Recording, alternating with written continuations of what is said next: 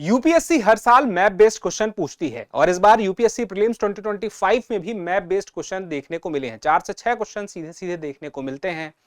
अब यहाँ पे बात ये आती है कि मैप बेस्ड क्वेश्चन कवर करने के लिए तो हमने न्यूज ऑन मैप प्रोग्राम शुरू किया था। तो आज के न्यूज ऑन मैप प्रोग्राम में हम उसी सवाल के साथ शुरुआत करते हैं जो इस बार के 2025 के प्रीलिम्स में पूछा गया है। और देखिए किस तरह से ये वैसा ही सवाल है जैसे सवालों के साथ हम आपके साथ आते हैं और इसका फायदा भी विद्यार्थियों को मिलता है। तो निम्नलिखित युग्मों पर विचार कीजिए। एक तरफ क्षेत्र है, एक तरफ देश है। Mallorca Italy, Normandy Spain, Sardinia France. आपको बताना है यहां पर कितने युग्म ये सुमेलित हैं, तो आपको ये भी पता चल जाएगा कितने सुमेलित नहीं है। मेलोर्का, नॉर्मंडी, सार्डिनिया। सार्डिनिया नाम आपने सुना है। सार्डिनिया को लेकर के अगर देखा जाए तो ये मेडिटेरियन सी में एक द्वीप है जो कि इटली का है। तो ये सार्डिनिया यहाँ पे है, इटली यहाँ पे है। तो मेलोर्का के और इटली का युग्म भी ये सही नहीं होगा। तो मेलोर्का कहाँ पे है? तो मेलोर्का को अगर आपको देखना है तो आपको स्पेन में आना होगा।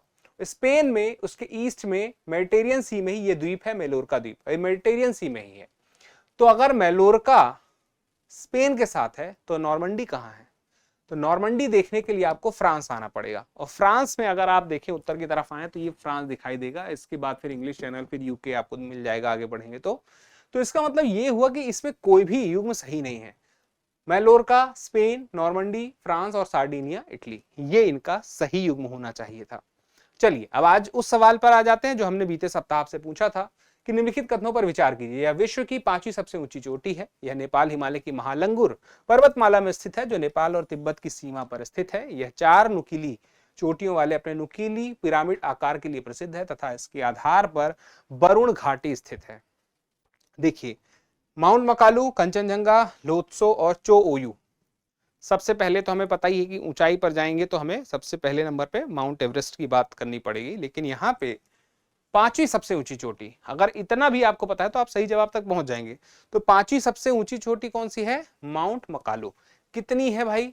8,885। और ये है कहां पे? देखिए मकालू नेशनल पार्क है, ये नेपाल में है। और बात की जाए तो नेपाल क्षेत्र में ही अगर ये आता है तो नेपाल हिमालय में जो महालंगुर पर्वतमाला है वहीं पर स्थित है। इसकी वजह से नेपाल और तिब्बत की सीमा पर होने की वजह से पहला दूसरा स्टेटमेंट तो सही है। और तीसरी वाली बात कि नुकीली पिरामिड आकार के लिए प्रसिद्ध है, तो 4 नुकीली चोटियां हैं इसमें, उसके लिए यह प्रसिद्ध है। तो इसकी वजह से हम इसके बारे में अगर देखें तो सारी बातें सही महसूस होती हैं। और वरुण घाटी पर स्थित है इसके किनारे पर, यह जानकारी भी सही है। तो इस प्रकार क्या हुआ? इस प्रकार हम कह सकते हैं कि हमारे हिसाब से जो माउंट मकालू हम एक ही ऑप्शन से जान सकते थे, आसानी से उसके जवाब तक पहुंच चुके हैं। हालांकि ये जानकारी आपके लिए महत्वपूर्ण है। अब उसके बाद अगर हम देखें अगला सवाल, फ्रांस की सीमा मुख्य। अब देखिए फ्रांस से ही सवाल आया था, अभी फ्रांस से जुड़ा हुआ सवाल था जो इस बार यूपीएससी में। इस बार सवाल देखिए हमने फ्रांस से पहले से ही रखा हुआ है। फ्रांस की सीमा मुख्य रूप से यूरोप महाद्वीप पर स्थित है और इसकी सबसे लंबी सीमा जर्मनी के साथ है। फिर उसके बाद फ्रांस की सबसे ऊंची चोटी मोंट ब्लांक है जो आल्प्स पर्वत श्रृंखला में स्थित है। उपर्युक्त कथनों में से कौन सा है सही है? केवल एक, केवल दो, एक और दो, दोनों, ना तो एक ना ही दो। अब देखिए फ्रांस की सीमा यूरोप महाद्वीप पर है, ये तो हम सबको पता है यूरोप में है, ये फ्रांस है। अब जर्मनी से कह रहा है, ये जर्मनी है, इसके अलावा बेल्जियम भी है और भी स्विट्जरलैंड, इटली, स्पेन दिख जाएगा। तो यहाँ पे देखिए क्या कह रहा है, इसकी सबसे लंबी सीमा जर्मनी के साथ है। क्या ऐसा है? तो ऐसा नहीं है। सबसे लंबी सीमा ये जर्मनी है, तो ये देखिए स्पेन के साथ है, ये ज्यादा लंबी है। और कितनी है? अंतर देखिए, तो यहाँ पे आपको अंतर दिखाई देगा। सबसे लंबी सीमा स्पेन के साथ 650 किलोमीटर है, जर्मनी के साथ बल्कि 450 किलोमीटर है। अब उसके अलावा जो बात है, फ्रांस की सबसे ऊंची चोटी मोंट ब्लांक है जो आल्प्स पर्वत श्रृंखला में स्थित है। आल्प्स पर्वत श्रृंखला जो है मध्य यूरोप में सबसे बड़ी पर्वत श्रृंखला है। अब यहाँ पे मोंट ब्लांक सबसे ऊंची चोटी जो है उसके बारे में पता रहे कि सबसे ऊंची ये है, ये फ्रांस में ही है। तो ये बात समझ में आ गई। फ्रांस की सबसे ऊंची चोटी मोंट ब्लांक कहाँ पे है? आल्प्स पर्वत श्रृंखला में है। ये स्टेटमेंट भी सही है। दोनों सही है तो एक और दो दोनों ही सही हो जाएगा। तो यहाँ पे देखिए सबसे प्रमुख जो पर्वत श्रृंखलाएं हैं, इस बार देखिए एंडीज से एक सवाल आया। इस बार यूपीएससी प्रीलिम्स 2025 में एंडीज से सवाल आया है कि किस देश का संबंध नहीं है इस पर्वतमाला से। तो इस पर्वतमाला से संबंधित किस किस देशों तक इसका विस्तार है, जब पता रहेगा तो ये भी पता रहेगा किससे नहीं है। तो सवाल अगर यूपीएससी प्रीलिम्स का देखेंगे, नहीं तो अगले हफ्ते हम जब मिलेंगे सारे सवाल एक साथ ले लेंगे, जिससे प्रीलिम्स के सारे सवाल एक बार में कवर हो जाएं, आप उसके आंसर तक पहुंच जाएं। आल्प्स कहाँ पे है? यूरोप में है। ऐसे अन्य कुछ प्रमुख पर्वत तो देखिए रॉकी माउंटेन नॉर्थ अमेरिका में है, एंडीज साउथ अमेरिका में है। उसके अलावा देखिए इथियोपियन हाईलैंड कहाँ पे है? ये अफ्रीका में है। और उसके अलावा देखा जाए हिमालय वाला तो पता ही है आपको, एशिया में है। ग्रेट डिवाइडिंग रेंज ऑस्ट्रेलिया में। तो ये वो जगह है जहां से सवाल पूछे जाते हैं। इस बार भी देखिए पूछा गया, कहां से पूछा गया? इस बार इंडीज से पूछा गया है। चलिए अब उसके बाद अब यहाँ पे बात पता चल गई, फ्रांस की सबसे ऊंची चोटी मोंट ब्लांक है, ये बात बिल्कुल सही है। और यहाँ पे देखिए मोंट ब्लांक की ऊंचाई भी आपको पता रहे 4808 है और पश्चिमी यूरोप की सबसे ऊंची चोटी में से है। चलिए अब ये बातें सारी सही हो गई हैं, तो आगे आ जाते हैं। गोलन हाइट्स का संदर्भ में निम्नलिखित कथनों पर विचार कीजिए। यह दक्षिण पश्चिमी सीरिया में जॉर्डन नदी घाटी के ऊपर स्थित है। 1200 वर्ग किलोमीटर का चट्टानी पठार है। यह उत्तर में हरमोन पर्वत, दक्षिण में यारमूक नदी, पश्चिम में जॉर्डन नदी और गलील सागर से घिरा हुआ है। अब आपको देखना पड़ेगा कि भाई इसमें से कितनी बातें सही हैं, कितनी बातें गलत है। गोलन हाइट्स कहां पर है? ये इजराइल और सीरिया के बीच में दिखाई देगा आपको। देखिए ये सीरिया है, ये इजराइल है और ये गोलन हाइट्स है। गोलन हाइट्स को लेकर के विवाद ऐसा है कि 6 वर्षीय युद्ध हुआ था और जिसकी वजह से 1967 में इजराइल ने इस पर कब्जा कर लिया। फिर मामला वापस कब्जा लेने की सीरिया की तरफ से हुई, लेकिन मामला जमा नहीं। 74 तक आते आते मामला रफा दफा हो चुका है। फिर उसके बाद अब ये वो जगह है जिसको लेकर के सवाल है। तो यह दक्षिण पश्चिमी सागर में जॉर्डन नदी घाटी के ऊपर स्थित 1200 वर्ग किलोमीटर का चट्टानी पठार है। सीरिया में जॉर्डन नदी घाटी के ऊपर, तो ये देखिए सीरिया में ये जो क्षेत्र है गोलन हाइट्स है और यहाँ पे ये क्षेत्र है गोलन हाइट्स, ठीक है। और ये सीरिया में है। ये वाली बात पूरी की पूरी सही है 1200 वर्ग किलोमीटर में। और दूसरा के उत्तर में हार्मोन पर्वत। अब ये देखिए उत्तर में हार्मोन पर्वत कहाँ पे है? आपको ऐसे देखेंगे तो आपको दिखाई नहीं देगा, लेकिन ये इसका उत्तर है। यहाँ पे गोलन हाइट्स इस तरफ अगर है, यहाँ पे है, तो ये माउंट हार्मोन इधर है, ठीक है। अब चलिए यहाँ पे और आगे देखें तो, और दक्षिण में यारमूक नदी, पश्चिम में जॉर्डन नदी। अब दक्षिण में यारमूक नदी है, तो ये आप देखेंगे यारमूक नदी है, ये गोलन हाइट्स है ये, और ये दक्षिण में यारमूक नदी है। और उसके बाद और क्या कह दिया है, और कहा है पश्चिम में जॉर्डन नदी और गलील सागर। पश्चिम में जॉर्डन नदी और गलील सागर है, तो बिल्कुल आपको दिख जाएगा ये जॉर्डन नदी है, गोलन हाइट्स इधर है और उसके पश्चिम में है, ठीक है। और ये सी ऑफ गलील भी ये दिखेगा, उसके पश्चिम में ही दिखेगा, आप चाहे तो ये देख सकते हैं, सी ऑफ गलील ये उसके पश्चिम में आ जाता है। तो इसका मतलब सारी बातें सही है, ठीक है। चलिए अब आगे बढ़ते हैं। निम्नलिखित कथनों पर विचार कीजिए। मोहम्मद डैम पाकिस्तान के खैबर पख्तूनख्वा प्रांत में दुरान नदी के ऊपर बनाया जा रहा है। मोहम्मद डैम परियोजना में पाकिस्तान और चीन दोनों की सहभागिता है। चलिए इस सवाल का जवाब आपको देना है, एक बार आप सर्च कीजिए, क्योंकि देखिए ये सवाल अभी हाल ही में चर्चा था। तो एक बार देखिए कि मोहम्मद डैम आखिर ये एग्जैक्टली कहां पे है, किस नदी पर स्थित है। ये जानकारी मैं आपको आधी देता हूं, आधी आप मुझे जुटा के देंगे। और बताइए कि अगर ये जो मोहम्मद डैम है पाकिस्तान में है, खैबर पख्तूनख्वा ये जो प्रांत है, ये एग्जैक्टली कहां पे है, ये आप देखेंगे तो यहाँ पे दिखेगा। और देखिए ये वो डैम है जिसको लेकर के पाकिस्तान ने बड़ा पैसा दिया है, तो ये आपको स्पष्ट रहे। देखिए खैबर पख्तूनख्वा ये है प्रांत है, 5 प्रांतों में से 2019 में काम शुरू हुआ और इसको लेकर के जो है चीन की तरफ से बड़ा सहयोग मिला। अब इसमें यहाँ चीन की सरकारी कंपनी सहयोग कर रही है सीधे सीधे, तो ये बात बड़ी हो जाती है। और जो नदी है वो स्वात नदी है। कौन सी नदी है? स्वात नदी। ये पाकिस्तान के लिए महत्वपूर्ण है, बाढ़ नियंत्रण, सिंचाई, पीने योग्य पानी के लिए बहुत ही महत्वपूर्ण है। तो अब इस स्वात नदी पर है, ना कि यहाँ पे जो कह रहा है दुरान नदी पर है। ये बात है, इसकी वजह से गलत हो जाती है। दूसरी वाली बात सही है, केवल 2 कथन इसमें सही है। चलिए अब उसके बाद आर्कटिक क्षेत्र के संबंध में निम्नलिखित कथनों पर विचार कीजिए। यह पृथ्वी के सबसे उत्तरी भाग में स्थित है और इसमें कनाडा, रूस, संयुक्त राज्य अमेरिका, नॉर्वे, ग्रीनलैंड सहित कई देशों के हिस्से शामिल हैं। यह क्षेत्र बर्फ से ढका हुआ है, जिसमें समुद्री बर्फ और हिम शिखर भी शामिल हैं, जो पृथ्वी की जलवायु को नियंत्रित करने में महत्वपूर्ण भूमिका निभाते हैं। तीसरा, आर्कटिक में कोयला, हीरे, सोना और क्वार्ट्ज के प्रचुर भंडार हैं तथा ग्रीनलैंड में वैश्विक दुर्लभ मृदा भंडार का लगभग 1/4 हिस्सा मौजूद है। उपर्युक्त में से कितने कथन सत्य हैं, सही हैं? केवल 1, केवल 2, सभी 3 या उपर्युक्त में से कोई नहीं। अब एक बार देखिए आर्कटिक क्षेत्र में निम्नलिखित कथनों पर विचार करना है। सबसे पहले पृथ्वी के सबसे उत्तरी भाग में है, तो आर्कटिक कहाँ है, सबसे उत्तरी में है, नॉर्थ पोल के पास में है। इसमें कनाडा 1, रूस 2, संयुक्त राज्य अमेरिका 3, नॉर्वे 4 और ग्रीनलैंड सहित कई देश 5 है। तो यहीं पे नाम आ गए। तो क्या ऐसा है, देखिए ये आर्कटिक सर्किल है नॉर्थ पोल में 66.5 डिग्री पे है ना, ये टॉप व्यू है हमारे धरती का।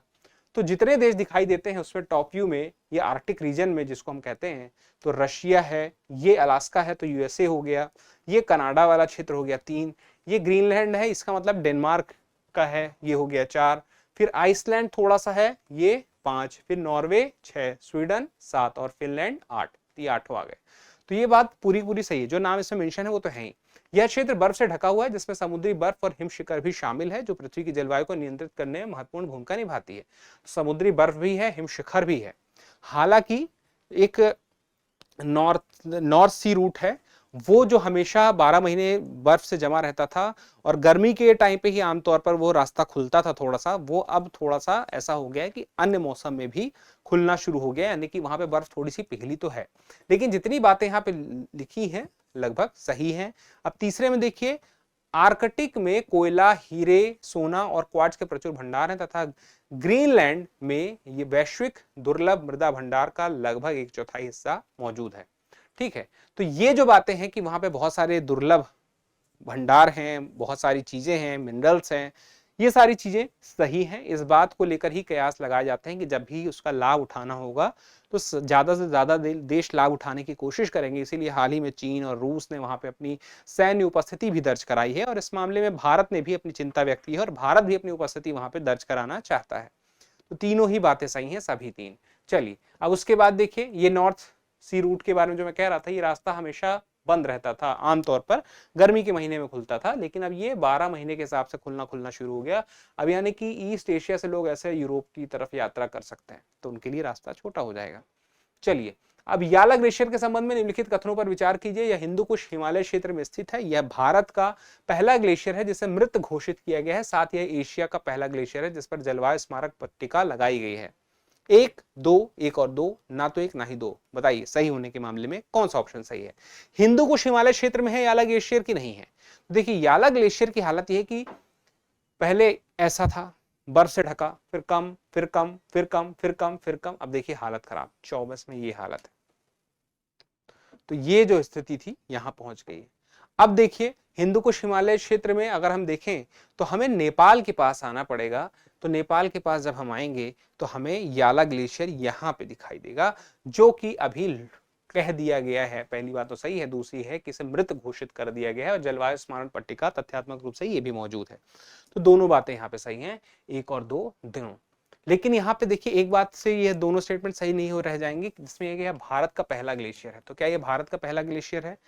नेपाल का पहला ग्लेशियर है। ये देखिए ये गलत बात कह दी, इसकी वजह से केवल एक कथन सही रह जाएगा, केवल एक। ठीक है, चलिए अब उसके बाद आगे आते हैं। निम्नलिखित में से कौन सा देश दक्षिण एशियाई क्षेत्रीय सहयोग संगठन का सदस्य है? सदस्य है सार्क का, ये बताना है। मालदीव, नेपाल, अफगानिस्तान, म्यांमार। नीचे दे कूट का प्रयोग करना है, केवल 1 और 4, 1 और 4, 1, 2, 3, 4। बताइए सही जवाब क्या होगा? मालदीव, नेपाल, अफगानिस्तान, म्यांमार। अब देखिए सार्क में पूरा नाम सार्क का क्या है? दक्षिण एशियाई क्षेत्रीय सहयोग संगठन। अब सार्क मेंबर में कौन कौन आ गया? इंडिया, श्रीलंका, बांग्लादेश, पाकिस्तान, अफगानिस्तान, मालदीव, भूटान, नेपाल।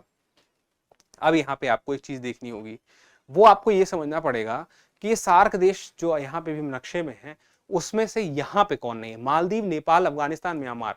मालदीव है कि नहीं है बताइए? मालदीव आपको दिख रहा है कहीं पे? ये देखिए मालदीव, फिर उसके बाद नेपाल, अफगानिस्तान, म्यांमार। तो नेपाल, अफगानिस्तान, म्यांमार। नेपाल दिख गया, अफगानिस्तान कहीं पे दिख रहा है, अफगानिस्तान ये दिख गया, फिर उसके बाद म्यांमार नहीं दिखा। अफगानिस्तान, नेपाल, मालदीव दिख गया, म्यांमार नहीं दिखा, यानी कि 1, 2, 3 ये सार्क के मेंबर हैं। इनमें से कोई एक ऐसा ऑप्शन है नहीं, तो चलिए हम लोग बना लेते हैं। चलिए अब उसके बाद आगे बढ़ते हैं।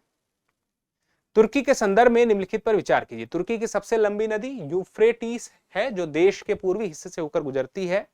तुर्की का प्रमुख समुद्री बंदरगाह इस्तांबुल हैदरपासा बंदरगाह है जो बास्फोरस जलडमरू मध्य के किनारे स्थित है। उपर्युक्त कथनों में से कौन सा ऐसे सही है या है? ए केवल 1, बी केवल 2, सी 1 और 2 दोनों, डी ना तो 1 और ना ही 2। अब इस सवाल को देखिए, तुर्की के संदर्भ में इस बात को पकड़िए। तुर्की की सबसे लंबी नदी यूफ्रेटिस, ये तुर्की है, ये उसकी सबसे लंबी नदी है यूफ्रेटिस। आप देखें तो ये बहुत लंबी है। फिर आगे ये इराक की तरफ भी आपको दिख जाएगी इसका विस्तार। अब यहाँ पे देखिए, वापस आइए, ये बात तो सही है, प्रमुख नदी है, वहां की आवश्यकताओं को पूरा करती है। दूसरा, तुर्की का प्रमुख समुद्री बंदरगाह इस्तांबुल हैदर पासा बंदरगाह है, जो बास्फोरस जलडमरू मध्य के किनारे है। अब इस्तांबुल कहाँ है बंदरगाह? यहाँ पे है, ये तुर्की है, इसके उत्तर पश्चिम में आएंगे, यहाँ पे है, ठीक है। और इसके बारे में क्या कह रहा है? बास्फोरस जलडमरू मध्य, ठीक है, बास्फोरस जलडमरू मध्य यहीं पे, ठीक है। अब उसके बाद क्या होता है, यहां पे हम पहुंचेंगे तो ये आपका महासागर से जुड़ जाएगा फिर आगे चल के। चलिए, अब उसके बाद यहाँ पे अगला सवाल आता है। दोनों हम स्टेटमेंट देख चुके हैं, क्या दोनों बातें सही हैं? दोनों सही हैं, सी हो गया 1 और 2। अब उसके बाद अगला सवाल है, अभ्यास प्रश्न है।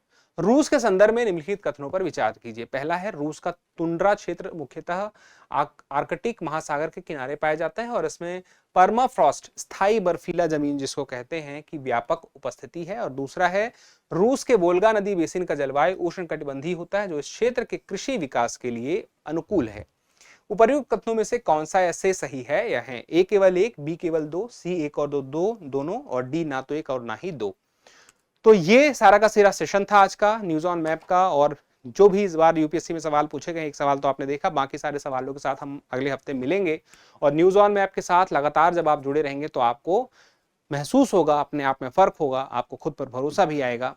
चलिए, अब एक महत्वपूर्ण जानकारी की जो भी विद्यार्थी दृष्टि आईएएस के साथ अपनी तैयारी को देना चाहते हैं, धार ऑनलाइन या ऑफलाइन क्लास के माध्यम से जुड़ना चाहते हैं, अपनी तैयारी को मजबूत करना चाहते हैं, और उनके मन में कोई संशय है, एग्जाम तो पता है, ये पता है कि देना है, ये एग्जाम देना है, लेकिन संशय है तैयारी को लेकर के, वो हमारे एक्सपर्ट से इस नंबर पर बात कर सकते हैं। नंबर याद कर लीजिए, 8750187501।